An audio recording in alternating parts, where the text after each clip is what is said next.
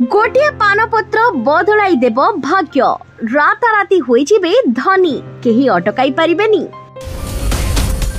आपणको पाखकु धन आसुछि हेले धन रही पारु नाही।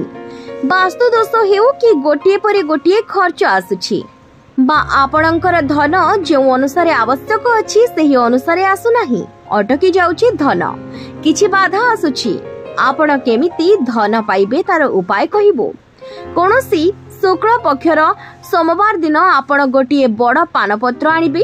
पानपत्र रे जेमिति डेंफ लागिथिबो तापरे पानपत्र को गंगा जल रे धोई देबे। आपण महु आनिबे। कनिष्क आंगुली रे पानर ऊपर पटरी हेउ कि भीतर पटरी 7 थर श्री बोली लिखिबे।